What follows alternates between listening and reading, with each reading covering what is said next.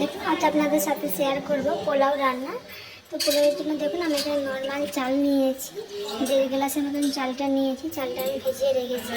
এদিকে দেখুন আমি মশলা নিয়েছি, এদিকে নিয়েছি সবজি। দেখুন কী কী সবজি নিয়েছি, এখানে নিয়েছি দেখুন আমি বিনস নিয়েছি, আলু নিয়েছি, আর দেখুন নিয়েছি আমি ক্যারেট মানে গাজর।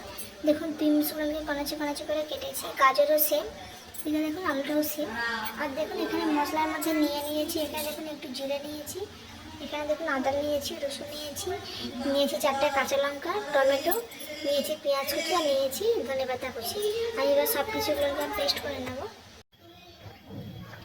দেখুন আমি এদিকে সব কিছু পেস্ট করে নিয়েছি। দেখুন এখানে নিয়েছি তো ধনে পেস্ট করে নিয়েছি, এখানে দেখুন নিয়েছি জিরা পেস্ট, এখানে নিয়েছি দেখুন আদা রসুন, তার সঙ্গে নিয়েছি কাঁচা লঙ্কা পেস্ট, আর তার সঙ্গে দেখুন এখানে দারচিনি নিয়েছি, এখানে দেখুন ছোটোর মতন এলাচ নিয়েছি, শুকনো লঙ্কা নিয়েছি, আর নিয়েছি টমেটো কুচি আর পেঁয়াজ কুচি।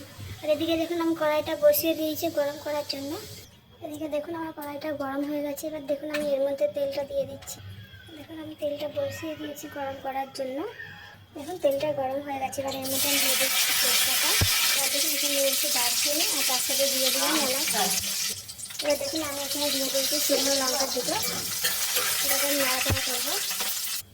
দেখুন নাড়াচাড়া হয়ে গেছে। এবার আমি এর মধ্যে কুচিয়ে রাখা পেঁয়াজ দিয়ে দিচ্ছি। এটা মিডিয়াম আঁচে রান্না করছিলাম। পেঁয়াজটা সব দিয়ে দিয়েছি, পেঁয়াজটা আমি এখানে নাড়াচাড়া করবো। দেখুন পেঁয়াজটা নাড়াচাড়া করবো। এভাবে একটুখানি পেঁয়াজটা যতক্ষণ না লাল হয়ে আসে ততক্ষণ পর্যন্ত আমি নাড়াচাড়া করতে থাকবো। দেখুন পেঁয়াজটা আমার লাল হয়ে গেছে। এবার আমি এর মধ্যে দিয়ে দিলাম টমেটো কুচি, আগে থেকে কুচিয়ে রেখেছিলাম টমেটো।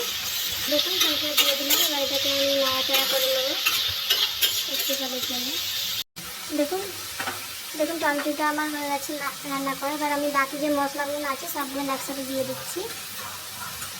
দেখুন প্রথমে দিয়ে দিলাম এখানে ধনেপাতা বাটা, তার সাথে আদা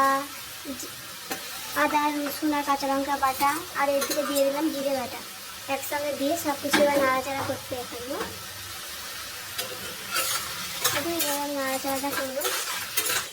দেখুন এভাবে আমি সব কিছু নাড়াচাড়া করতে পারবো একটু পর। দেখুন এবার এর মধ্যে আমি দিয়ে দিচ্ছি 1 চামচের মতন হলুদ গুঁড়ো। এবার এর মধ্যে দিয়ে দিলাম পরিমাণ মতন লবণ, দিয়ে এটাকে নাড়াচাড়া করতে থাকবো। এবার দেখুন এর মধ্যে দিয়ে দিলাম কুচি করে রাখা আলু।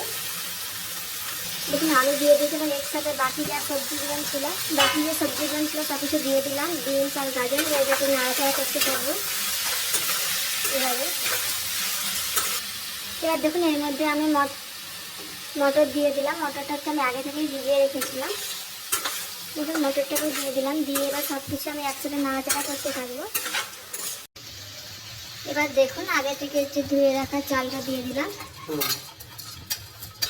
দেখুন সব চালগুলো দেওয়া হয়ে গেছে, দিয়ে এটাকে আমি এবার একটুখানি নাড়াচাড়া করবো এভাবে। দেখুন এবার আমি এর মধ্যে দিয়ে দিলাম পরিমাণ মতন জল। আমি এখানে 1.5 বাটির মতন চাল দিয়েছিলাম, তাই 1.5 বাটির মতন জলটা দিয়ে দেবো। দেখুন 1.5 বাটি আমি জলটা দিয়ে দিলাম, দিয়ে এটাকে এবার নাড়াচাড়া করবো করে এবার এটাকে আমি চাপা দিয়ে দেবো। চাপা দিয়ে ঠান্ডা হওয়া পর্যন্ত আমি অপেক্ষা করব। দেখুন জলটা দিলাম, জলটা হয়ে গেছে। এবার আমি এর মধ্যে দেখুন দিয়ে দিচ্ছি ধনে গুঁড়ো, অল্প পরিমাণে ধনে গুঁড়োটা দিয়ে দিচ্ছি। এবার এটাকে আমি নাড়াচাড়া করবো।